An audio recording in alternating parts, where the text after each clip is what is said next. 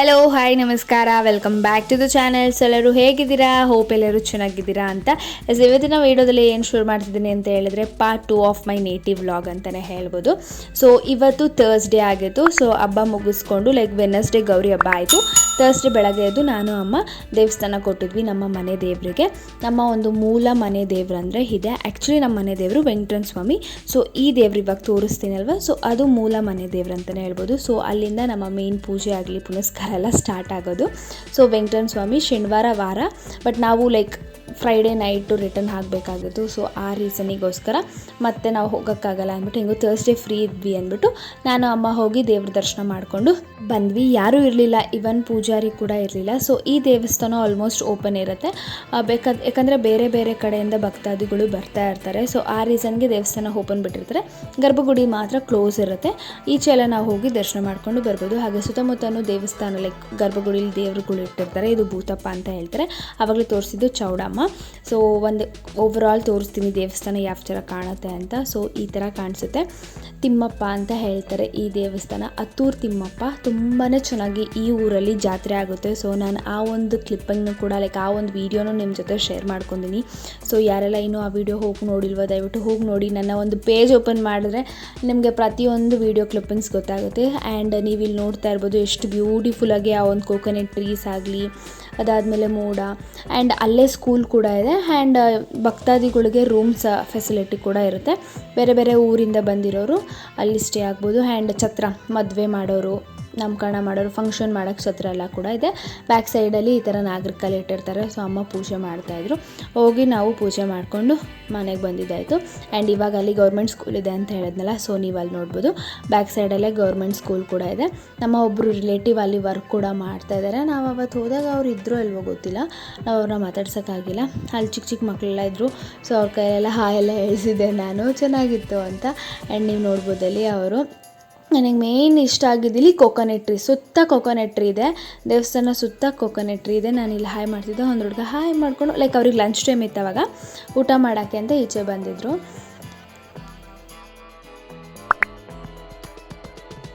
ದರ್ಶನ ತುಂಬ ಚೆನ್ನಾಗಾಯಿತು. ಸೊ ಇದು ಬಂದ್ಬಿಟ್ಟು ನಮ್ಮ ಮೂಲ ಮನೆ ದೇವರು. ಅದಿರು ನೀನೇ ಮನೆಗೆ ಹೋದ. ಸೊ ಬ್ಯಾಂಗ್ಳೂರ್ಗೆ ಹೋದ. ನಾನು ನಮ್ಮ ಮನೆ ಬಂದು ದರ್ಶನ ಮಾಡಿಕೊಂಡು ಇವಾಗ ಹೊರಟಿದ್ದೀವಿ. ಊರಿಗೆ ಹೋಗ್ಬಿಟ್ಟಿಲ್ಲ. ನಮ್ಮಮ್ಮಂಗೆ ಸ್ಯಾಟಿಸ್ಫ್ಯಾಕ್ಷನ್ ಆಯಿತು. ಹೆಂಗೆ ಅನಿಸ್ಕೊಂಡು ತಕ್ಷಣ ನೀನೇ ಬಂದು ಪೂಜೆ ಮಾಡ್ಕೊಂಡಿದ್ದು. ಆ್ಯಕ್ಚುಲಿ ಪ್ರತಿ ಸಲ ಬಂದಾಗ ಇಲ್ಲ ರಶ್ ಇರ್ತಿತ್ತು, ಇಲ್ಲ ಅವರು ಪೂಜೆ ಮಾಡ್ಕೊಳಕ್ಕಾಗ್ತಿಲ್ಲ, ಅರ್ಜೆಂಟ್ ಆಗೋಗ್ತಿತ್ತು. ಯಾವಾಗ ಬಂದಾಗೂ ರಶ್ ಇರ್ತಿತ್ತು. ಸೊ ಇವಾಗ ಇವರೇ ಬಂದು, ಯಾಕಂದರೆ ಅರ್ಚಕರು ಇರಲಿಲ್ಲ, ಟೈಮ್ ಆಗಿದೆ ಅಲ್ವಾ. ಸೊ ಅದಕ್ಕೆ ಅಮ್ಮನೇ ಪೂಜೆ ಮಾಡಿಕೊಂಡ್ರು. ಹೆಂಗೆ ಅನಿಸ್ತವ? ಚೆನ್ನಾಗಿತ್ತು, ದರ್ಶನ ಚೆನ್ನಾಗಿತ್ತು. ಮೇನ್ ಡೋರ್ ಹಾಕಿದ್ರು, ಆಚೆ ಕಡೆಯಿಂದನೇ ದರ್ಶನ ಮಾಡ್ತಾರೆ. ಗರ್ಭಗುಡಿಲಿ ಡೋರ್ ಹಾಕಿದ್ರು, main open door, main door open ಇತ್ತು. ಸೊ ಹೋಗಿ ದರ್ಶನ ಮಾಡ್ಕೊಂಡು ಬಂದ್ವಿ. ಅರ್ಚಕರಿಲ್ಲ, ಸೊ ನಾವೇ ಪೂಜೆ ಮಾಡ್ಕೊಂಡು ದರ್ಶನ ಆಯಿತು. ಅವಾಗಲೂ ಓಪನ್ ಇರುತ್ತೆ. ಸೊ ನಾವೇ ಬಂದು ಡೋರ್ ಓಪನ್ ಇರುತ್ತೆ, ಗರ್ಭಗುಡಿ ಮಾತ್ರ ಕ್ಲೋಸ್ ಇರುತ್ತೆ. ಬಟ್ ಆಚೆ ಕಡೆಯಿಂದ ಕಾಣಿಸುತ್ತೆ ದೇವರೆಲ್ಲ ಕಾಣಿಸುತ್ತೆ. ನಾನು ನಿಮಗೆ ಕ್ಲಿಪ್ಪಿಂಗ್ ಕೂಡ ಹ್ಯಾಡ್ ಮಾಡಿದ್ದೀನಿ, ನೀವು ನೋಡಿದ್ರಿ. ಎಸ್, ಬನ್ನಿ ಇವಾಗ ಮನೆಗೆ ಹೋಗೋಣ. ಓಪನ್ ಆಯಿತು. Okay, bye, meet you next year. So ಈಗ ಗಾಡಿ ತೊಗೊಂಬಂದಿದ್ವಿ, ಈಗ ಹೊರಟಿದ್ದೀವಿ ಮನೆಗೆ.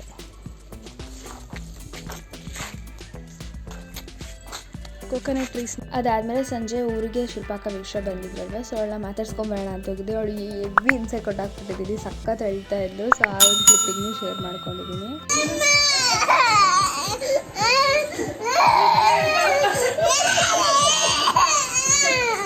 ಅಂದರೆ ಹೋಗಿದ ತಕ್ಷಣ ಅಳಿಸಿರ್ಲಿಲ್ಲ, ಇನ್ನೇನು ಮನೆಗೆ ಬರ್ತಿದ್ದೆ ನಾನು ಅನ್ನೋವಾಗ ಚೆನ್ನಾಗಿ ಅಳಿಸ್ಬಿಟ್ಟು ಬಂದಿದ್ದೆ. ಯಾವಾಗಲೂ ಅವಳದು ಕ್ಯೂಟ್ ವೀಡಿಯೋಸ್ ಆಯಿತು. ಸೊ ಈ ವಿಡಿಯೋ ಇರಲಿಲ್ಲ, ಸೊ ನನಗೂ ಮೆಮೊರಿ ಇತ್ತು ಅಂತ. ಆ್ಯಂಡ್ ಆವತ್ತಿನ ದಿನ ನೈಟೇ ನಾಟಕ ಕೂಡ ಇದ್ದಿದ್ದು. ಸೊ ಅರೌಂಡ್ 9:30ಗೆ ಸ್ಟಾರ್ಟ್ ಆಯಿತು. ಸೊ ನಾನು ಪ್ರೀವಿಯಸ್ ವ್ಲಾಗಲ್ಲಿ ನನಗೆ ಗಿಲ್ಲಿದ್ನ ತುಂಬ ಜನ ಒಂದು 4-5 ಜನ ನಂಗೆ ಪರ್ಸ್ನಲಿ ಮೆಸೇಜ್ ಮಾಡಿ ಪಾಪ ಹುಡುಗಿಗೆ ಹೆಂಗೆ ಗಿಲ್ಲಿದೆಯಂತೆ. ಸೊ ಈ ವ್ಲಾಗಲ್ಲಿ ಅವ್ರ ಅಣ್ಣನಿಗೆ ಅವಳಿಗೆ ಇಬ್ಬರಿಗೂ ಗಿಲ್ಲಿದ್ದೀನಿ. ಅವ್ರ ಅಣ್ಣ ಒಂಚೂರು ಜಗಳ ಆಡ್ತಾನೆ, ಅವಳಂತೂ ತುಟಿಕ್ ಪಿಟಿಕ್ಕನೆಲ್ಲ. ಸ್ಪೆಸಿಫಿಕ್ಕಾಗಿ ನಾನು ಗಿಲ್ಲಿದ್ರಂತೂ ಮುಗ್ದೇ ಹೋಯಿತು. ಇದುವರೆಗೂ ನನಗೆ ಒಂದು ಸಲನೂ ಅವರಮ್ಮ ನಿರ್ಮಲಕ್ಕ ಒಂದಿನೂ ನನಗೆ ಆ ಹುಡುಗಿಗೆ ಹೆಂಗೆ ಯಾಕೆ ಹಂಗೆ ಗಿಲ್ತಿ ಅಂತ ಇದುವರೆಗೂ ಓದಿಲ್ಲ. ಒಂಥರ ಅವರಿಗೆ ನನಗೆ ಇವಾಗ ವೀಡಿಯೋ ನೋಡ್ಬಿಟ್ಟು ಒಂಥರ ಚುರುಕು ಅನಿಸ್ತಿದೆ, ಅಯ್ಯೋ ಪಾಪ ಅಂತ. ಸೊ ಅವಳಿಗೆ ಚೆನ್ನಾಗಿ ಗಿಲ್ಲಾಕ್ಬಿಡ್ತೀನಿ, ಹೋದಾಗೆಲ್ಲ ನಾನು ಅವಳನ್ನ ಗಿಲ್ಲೋದು. ಸೊ ಆಮೇಲೆ ನಾಟಕ ನೋಡೋಕೆ ಕೂತ್ಕೊಂಡಿದ್ವಿ, ಎಲ್ಲರೂ ಹೋಗಿದ್ವಿ ನಾವು ಅರೌಂಡ್ 9:30ಗೆ. ಬಿಕಾಸ್ ನಮ್ಮ ಮಾಮ ಮತ್ತು ಸಿಂಚನೂ ಕೂಡ ಪಾರ್ಟಿಸಿಪೇಟ್ ಮಾಡಿದರು. ಆ ರೀಸನ್ಗೆ ಇಲ್ಲಿ ದೀಪು ತಿಂಡಿ ತೊಗೊಬಂದ್ಬಿಟ್ಟು ಎಲ್ಲರಿಗೂ ಹಂಚ್ತಿದ್ದ.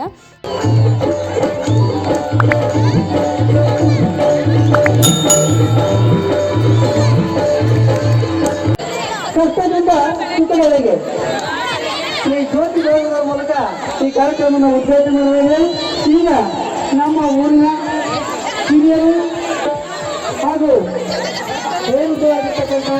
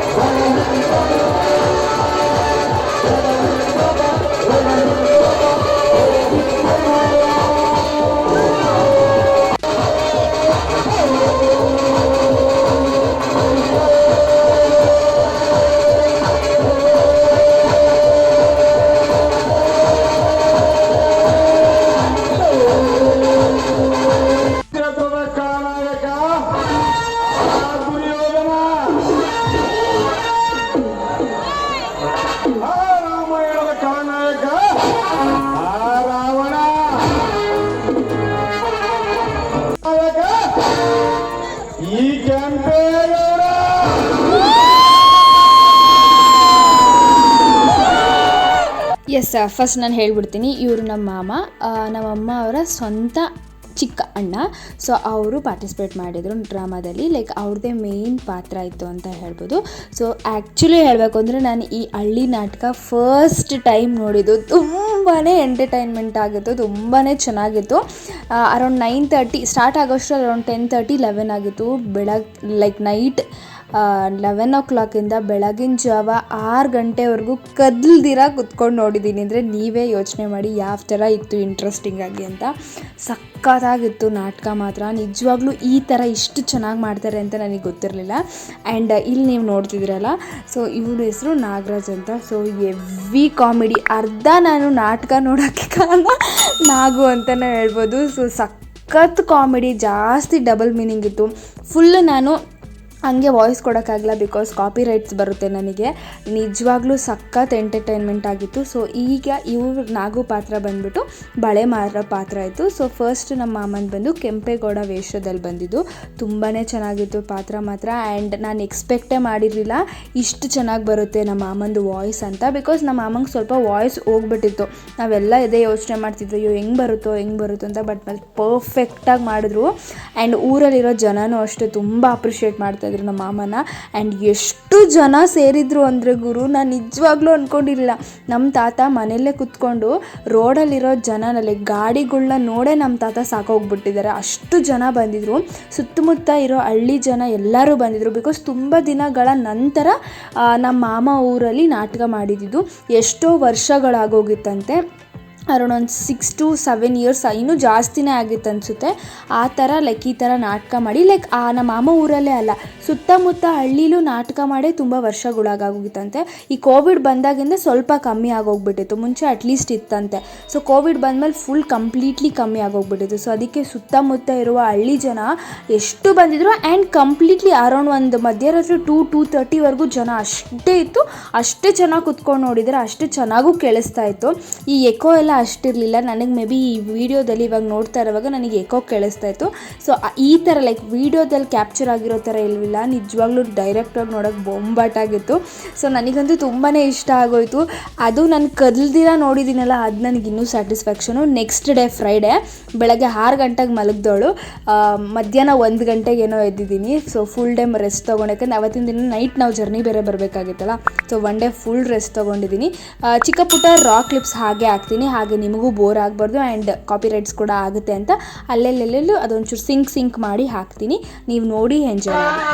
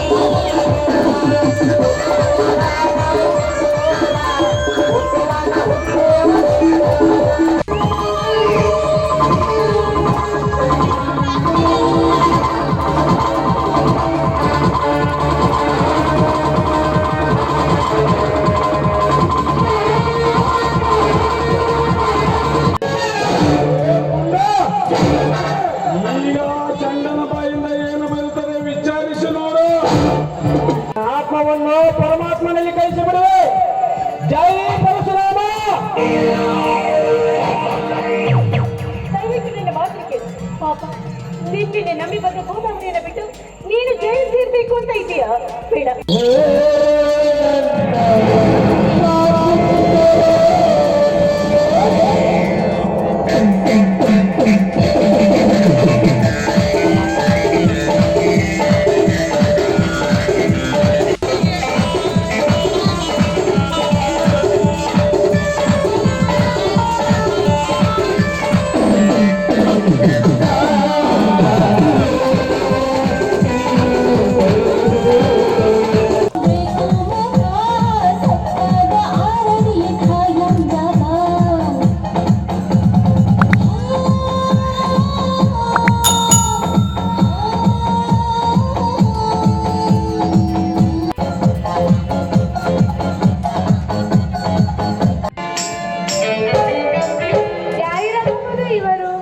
ಅಂಕಲ್ ಯಾರಪ್ಪ ನೀವು? ಎಲ್ಲವನ್ನು ಕಳೆದುಕೊಂಡ ಅರ್ಕ ಬಂಡೆಯ ತಿರುಕ. ಇಲ್ಲಪ್ಪ, ಎಲ್ಲನ್ನು ನೋಡಿದರೆ ನನ್ನ ಕರಳು ಕಿತ್ತು ಬರುತ್ತದೆ. ಯಾವ ಊರಪ್ಪ ನಿಮ್ಮದು? ಅದೊಂದು ದುರಂತ ಕಥೆಯಮ್ಮ. ಅದನ್ನು ಹೇಳುವ ಶಕ್ತಿ ನನಗಿಲ್ಲಮ್ಮ. ನನಗೆ ಊಟವಿಲ್ಲದೆ ಸಂಕಟವಾಗುತ್ತಿದೆ ಅಮ್ಮ, ಸಂಕಟವಾಗುತ್ತಿದೆ. ಅಂಕಲ್, ನನ್ನ ಹತ್ತಿರ ಊಟ ಇದೆ, ಮೊದಲು ನೀವು ಊಟ ಮಾಡಿರಿ. ಏನಮ್ಮ ಈ ಉತ್ತರಿಗೆ ಅಂತರ ಮಗಳಮ್ಮ, ಮುಂದೆ ಬಾರಿ ಬದುಕಬೇಕಾದವಳು ನೀನು. ಅದನ್ನೇ ನೀನೇ ಊಟ ಮಾಡಮ್ಮ, ನೀನೇ ಊಟ ಮಾಡು. ಇಲ್ಲಪ್ಪ, ಇದನ್ನು ನೀವೇ ಊಟ ಮಾಡಬೇಕು, ಏಕೆಂದರೆ ಹಸಿದು ಬಂದವರು. ಹೋಗು ರಾಮ, ಹೋಗು. ನಿನಗೆ 5,000 ರೂಪಾಯಿ ಕೊಟ್ಟಿದ್ದು ನಿನ್ನ ಕಷ್ಟ ನೋಡಿ ಅಲ್ಲ, ನಿನ್ನ ಈ ಸುಂದರ ಸಂಸಾರವನ್ನ ಸರ್ವನಾಶ ಮಾಡುವುದಕ್ಕೆ. ಎಸ್ ನೋಡಿದ್ರಲ್ಲ, ನಿಮಗೂ ಇಷ್ಟ ಆಗಿದೆ ಅಂತ ಭಾವಿಸ್ತೀನಿ. ಸ್ವಲ್ಪ ಜನಕ್ಕೆ ಇಷ್ಟ ಆಗುತ್ತೆ ಈ ಥರ ಒಂದು ವೀಡಿಯೋಸ್ ನೋಡೋಕ್ಕೆ, ಸ್ವಲ್ಪ ಜನಕ್ಕೆ ಇಷ್ಟ ಆಗಲ್ಲ. But I need to share everything ಅಲ್ವಾ, ಸೊ ಆ ರೀಸನ್ಗೆ ಶೇರ್ ಮಾಡ್ಕೊಂಡಿದ್ದೀನಿ. ಎಸ್, ಇಷ್ಟ ಆಗಿತ್ತು ಇವತ್ತಿನ ವೀಡಿಯೋ. ಮತ್ತೆ ಮುಂದಿನ ವೀಡಿಯೋದಲ್ಲಿ ಸಿಗ್ತೀನಿ. ಹೋಪ್ ನಿಮ್ಮೆಲ್ಲರಿಗೂ ಈ ಒಂದು ವೀಡಿಯೋ ಇಷ್ಟ ಆಗಿದೆ ಅಂತ ಭಾವಿಸ್ತೀನಿ. ಹಾಗೆ ನೀವು ಯಾರೆಲ್ಲ ನನ್ನ ಚಾನಲ್ನ ಸಬ್ಸ್ಕ್ರೈಬ್ ಮಾಡ್ತಾರೆ ನೋಡ್ತಿದ್ದೀರಾ, ಪ್ಲೀಸ್ ಸಬ್ಸ್ಕ್ರೈಬ್ ಮಾಡ್ಕೊಳ್ಳಿ. Stay tune for upcoming interesting vlogs. Meet you soon. Bye bye, take care, thanks for watching.